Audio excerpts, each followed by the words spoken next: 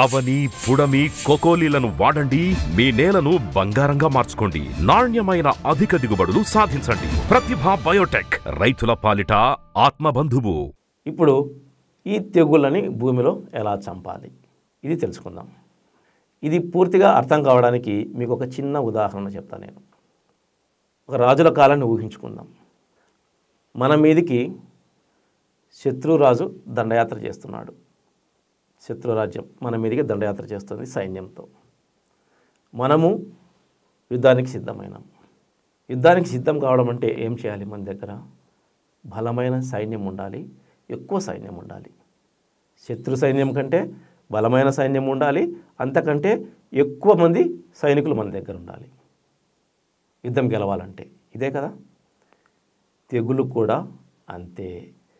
తెగులుకు కారణమైనటువంటి బ్యాక్టీరియాని, ఫంగస్ని చంపాలంటే ఆ తెగుల్ని చంపేటువంటి, ఆ సూక్ష్మజీవులను చంపేటువంటి మొక్కకు ఉపయోగపడే మిత్ర సూక్ష్మజీవులు, మిత్ర శిలీంధ్రాలు ఎక్కువగా ఉండాలి భూమిలో.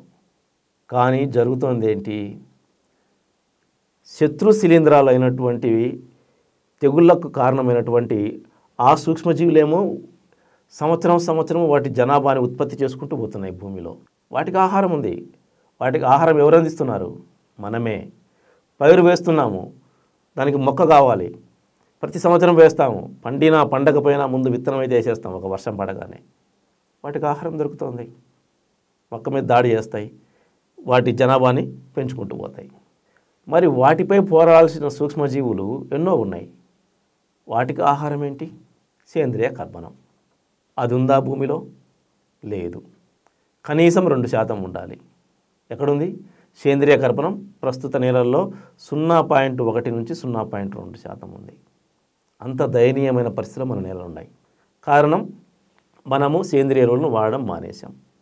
ఎంతసేపు డిఏపి, యూరియా, పొటాష్, ఈ మూడింటినే వేస్తాం భూమిలో. ఎంత కావాల్సింటే అంత, అవసరానికి మించి వేస్తాం. అందువల్ల సేంద్రియ కర్బనం అనేది లేకుండా నశించిపోయింది. అంటే మన సైన్యానికి మనం ఆహారం ఇవ్వకుండా శత్రు సైన్యానికి మనం ఆహారాన్ని అందిస్తున్నాం. ఎంత దారుణం ఇది! మరి శత్రు సైన్యానికి మనమే ఆహారాన్ని అందించి మన సైన్యానికి ఆహారం ఇవ్వకుండా పోతే ఏం జరుగుతుంది? యుద్ధంలో చిత్తుగా ఓడిపోతాం. అంటే శత్రు సైన్యము మన సైన్యాన్ని చాలా సులభంగా జయించగలుగుతుంది. మన సైన్యము చాలా బలహీనమై ఉంది కాబట్టి వాటిని నిరోధించే శక్తి లేక ఓడిపోతుంది. భూమిలో తెగులును చంపే విధానం కూడా ఇదే. మీకు ఇప్పుడు క్షుణ్ణంగా అర్థమైంది అనుకుంటాను. అంటే మొక్కకు హాని కలిగించే శత్రు సూక్ష్మజీవులని చంపాలి అంటే అంతకంటే బలమైన, అంతకంటే ఎక్కువ జనాభాలో మన మిత్ర సూక్ష్మజీవులు, అంటే మొక్కకు మేలు కలగజేసే సూక్ష్మజీవులు ఉండాలి. అవి ఉండాలి, అవి వృద్ధి చెందాలి అంటే ఏం చేయాలి? మనము మన మిత్ర సూక్ష్మజీవులకి ఆహారాన్ని అందించాలి. వీటికి ఆహారాన్ని అందించకుండా వీటిని ఇంకో పక్క నాశనం చేస్తున్నాం. రసాయనిక ఎరువులు అవి ఇవి అన్నీ వేసి భూమి నిండా వీటిని ఇంకా మనమే చంపుతున్నాం. మనకు సహకరించే, పైరుకు సహకరించే ఆ సూక్ష్మజీవుల్ని మనమే చంపుతూ పోతున్నాము.